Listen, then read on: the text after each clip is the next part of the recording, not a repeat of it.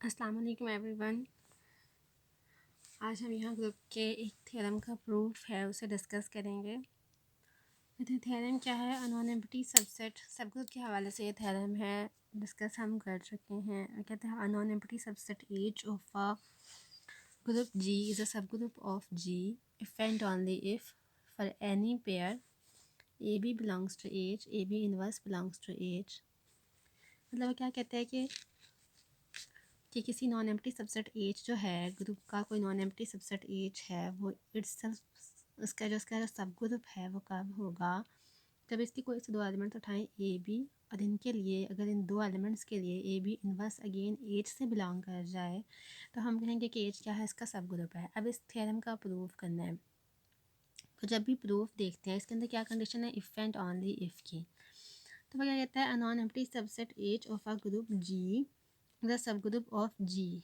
अब इसके अंदर आप देखें, उसने कहा यहाँ तक तो उसने ये कह दिया है, नॉन एम्प्टी सबसेट पहले उसने ले लिया यहाँ तक, उसने कहा ये सब ग्रुप कब होगा, इज़ अ सब ग्रुप है अगर if and only if for any pair A B belongs to H. मतलब एक कंडीशन हमने क्या प्रूफ करनी है, हमने प्रूफ करना है कि वो सब ग्रुप है अगर ये कंडीशन होल्ड होती हो, क्योंकि इफ़ एंड ओनली इफ़ है तो इसका मतलब होता है कि अगर ये होल्ड होती है तो ये होल्ड होती है, और अगर ये होल्ड होती है तो ये होल्ड होती है। मतलब हमने ये दोनों चीज़ें प्रूफ करनी है।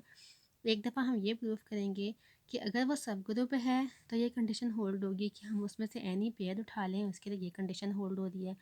और दूसरी दफ़ा हम क्या प्रूफ करें कि अगर हर पेयर के लिए, एज से बिलोंग करने वाले हर पेयर के लिए ये कंडीशन होल्ड हो रही है तो मस्ट एज क्या होगा, सब ग्रुप होगा।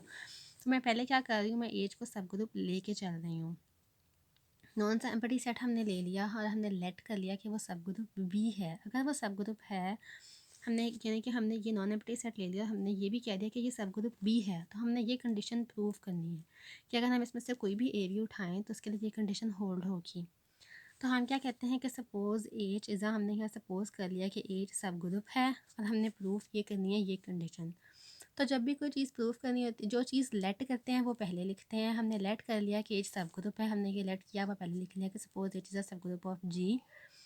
उसके बाद अगर एच सब ग्रुप है, जो प्रूफ करना है वो आहिस्ता आहिस्ता एंड में जाके प्रूफ हो जाता है। ठीक है, अभी हमने फ़िलहाल एज को सब ग्रुप लेट कर लिया है। अब हम कह रहे हैं कि एज अगर सब ग्रुप है तो सब ग्रुप की डेफिनेशन के मुताबिक सब ग्रुप ये कब होता है, जब एज इट्सल्फ एक ग्रुप हो। तो हम यहाँ से क्या कह रहे हैं, एज अगर सब ग्रुप है तो मस्ट वो इट्सल्फ एक ग्रुप है under same algebraic operation defined in J. ये सब ग्रुप की डेफिनेशन है कि अगर एक सब ग्रुप है तो वो क्या है कि वो इट्सल्फ एक ग्रुप होगा under same algebraic operation defined in जी।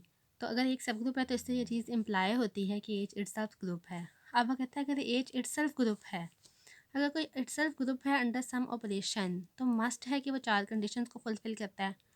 उन चारों कंडीशंस में से एक ये कंडीशन भी तो है कि इसमें से हम एनी टू एलिमेंट्स उठा लें। अब मुझे पता है कि ये एनी टू एलिमेंट्स में इसमें से उठा लूँ, दोनों का इन्वर्स भी, ये ग्रुप है तो ग्रुप में हर एलिमेंट का इन्वर्स भी इसी से बिलोंग कर रहा होता है। मतलब इन दोनों एलिमेंट्स का इन्वर्स भी इसी से बिलोंग कर रहा है। तो इसका क्या मतलब हुआ कि अगर मैं दो एलिमेंट्स उठाती हूँ ए बी, तो बी का इन्वर्स इससे बिलोंग करेगा। मतलब ए और बी इन्वर्स दो ऐसे एलिमेंट्स मिल जाएंगे जो एट से बिलोंग कर रहे हैं। दोनों एलिमेंट्स इससे बिलोंग कर रहे हैं तो इनका जो क्लोजर होगा, यानी कि इनके जो प्रोडक्ट होगा थ्रू क्लोजर प्रॉपर्टी, वो भी इसी से बिलोंग करेगा। ये ग्रुप की कंडीशंस ही मैं सारी यूज़ करती जा रही हूँ कि मुझे पता है कि एच इट्सल्फ ग्रुप है। अगर ये ग्रुप है तो मैं इसके एनी टू एलिमेंट्स उठा लूँ। एनी टू एलिमेंट्स पे मैं इधर से इसका बी का इन्वर्स ले रही हूँ, साथ में ए ले रही हूँ। तो क्या हुआ, दो एलिमेंट्स उठाए ए बी। अब मुझे पता है मैंने प्रूफ ये करना था कि ए बी का इन्वर्स जो है ना वो एच से बिलोंग करता है। यही कंडीशन थी जो हम प्रूफ करना चाह रहे थे कि मैं any two elements A B उठा लूँ तो ये कंडीशन जो होगी, ये वाला ए बी इन्वर्स जो है वो एच से बिलोंग करेगा। अब उसके लिए यहाँ पे बी इन्वर्स होना चाहिए। मैंने तो ए बी उठाया है तो मैं क्या देखूँगी कि बी, चूँकि ये ग्रुप है तो इससे बिलोंग करने वाले हर एलिमेंट का इन्वर्स भी इसमें है। इसका क्या मतलब हुआ कि अगर ए बी मैंने पेयर उठा लिया, इसमें से मैंने बी के इन्वर्स को यूज़ कर लिया, क्योंकि मुझे पता है कि बी का इन्वर्स भी इसमें है तो मैंने बी के इन्वर्स को यूज़ किया। अब ये दोनों एलिमेंट अगेन एच में हैं। अगर ये एच में है तो through closure property A B inverse जो है वो भी एच से बिलोंग करेगा। तो ये इसका मतलब है कि अगर हमने कहाँ से उठाया कि एच को हम सब ग्रुप लेके चले और ये कंडीशन प्रूफ हो गई, यानी कि एच को हमने सब ग्रुप लिया और आगे वाली कंडीशन प्रूफ हो गई। अब मैंने यहाँ से लेके चलना है कि मैंने प्रूफ करना है कि फॉर एनी पेयर अगर ये कंडीशन होल्ड होती है तो एज क्या है, सब ग्रुप है। एज सब ग्रुप कब होता है? जब एज इटसेल्फ ग्रुप होता है। यानी कि मैंने क्या प्रूफ करना है कि अगर ये कंडीशन होल्ड होती है तो एज इटसेल्फ ग्रुप है। मैं ये प्रूफ करवाऊंगी। तो मैंने अब नेक्स्ट क्या लिया, मैंने एक लिया suppose for each pair A B belongs to H. मैंने अब ये कंडीशन लेट कर ली। जो कंडीशन लेट करते हैं वो पहले लिखते हैं। मैंने सपोज कर लिया, ये कंडीशन मैंने सपोज करनी थी। मैंने सपोज कर लिया for any pair A B belongs to A B inverse belongs to H, for each pair A B belongs to H A B inverse belongs to H.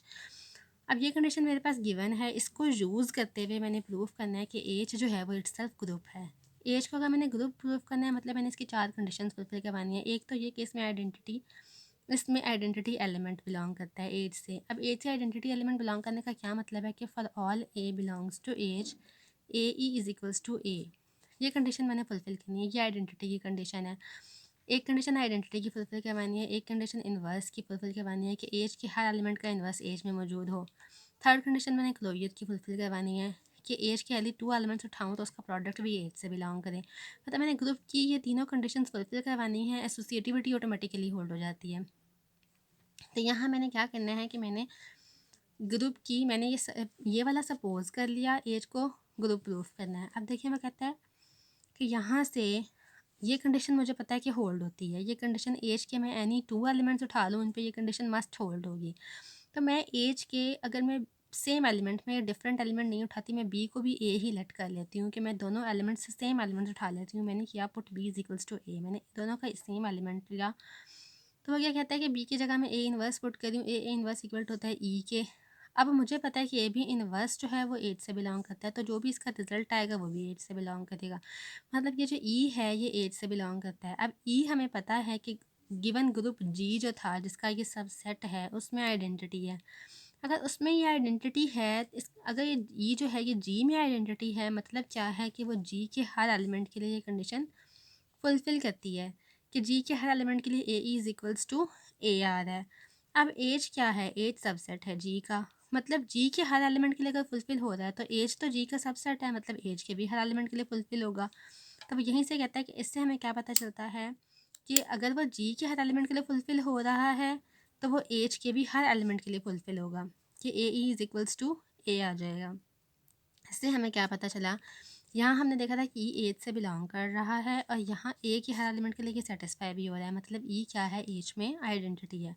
तो पहला स्टेप हमने कर लिया, हमने ये प्रूव कर दिया कि एज में आइडेंटिटी मौजूद है। उसके बाद सेकंड स्टेप हमने क्या करना था, हमने सेकंड स्टेप इन्वर्स के लिए लिखना था कि हम एज से कोई भी एलिमेंट उठाएं तो हमने प्रूफ ये करना है कि उसका इन्वर्स भी ए में बिलोंग करता है। हम ये सारे कंडीशंस इसको यूज़ करते हुए प्रूफ कर रहे हैं।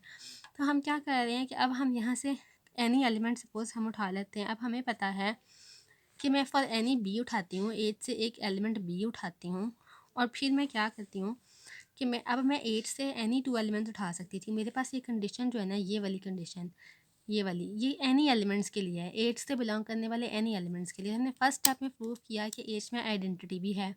तो मैं एज से अब जो 2 एलिमेंट्स उठाऊँगी इस ए और बी की प्लेस पे, एक को मैं आइडेंटिटी उठाऊँगी और एक को मैं बी उठाऊँगी। तो अब जब मैं ए को आइडेंटिटी ए को बी उठा रही हूँ तो मैं यहाँ क्या करूँगी, मुझे पता है कि एनी 2 एलिमेंट्स के लिए ये कंडीशन होल्ड होती है कि यानी कि E B inverse belongs to H. E B inverse किसके इक्वल है? बी इनवर्स के, which is belongs to H.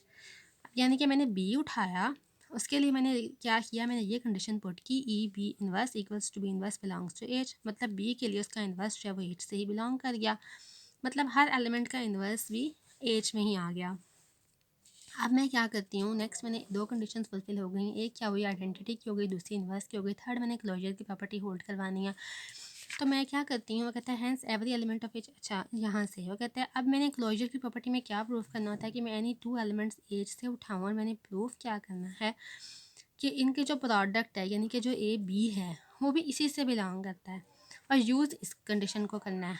अब वो कहते हैं कि मैंने ए भी उठा लिया एज से, तो हमें पता है थ्रू दिस कंडीशन कि A B inverse belongs to H, लेकिन मैंने ए बी को बिलोंग करवाना है। तो मैं क्या लिखती हूँ कि ए बी इक्वल किसके है? मैं लिख सकती हूँ कि ए बी इक्वल किसके है? ए, मैं बी का इन्वर्स 2 टाइम्स ले लूँ, वो अगेन बी के इक्वल होता है, यहाँ से इस तरह। अब देखिए मुझे पता है कि मैंने प्रूफ करवाना है कि ए बी के लिए A B inverse A B के एनी 2 एलिमेंट्स के लिए A B belongs to H proof करवाना है। तो मुझे पता है कि ए बी को मैं लिख सकती हूँ ए और बी की जगह पे बी इनवर्स और इसका इन्वर्स, क्योंकि डबल टाइम इन्वर्स लेना है तो वो अगेन इसी के इक्वल होता है, तो मैं इसको ऐसे भी लिख सकती हूँ।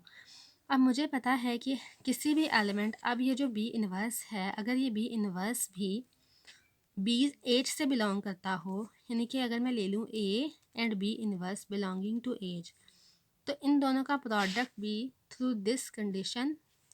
अब देखिए, उसने कहा था कि अगर A B belongs to H है तो A B inverse belongs to H है। अगर यहाँ पे मैं ए ले लूँ, यहाँ पे मैं बी इन्वर्स ले लूँ, तो यहाँ कंडीशन क्या बनेगी कि ए बी इन्वर्स का इन्वर्स वो भी बिलोंग्स टू एज।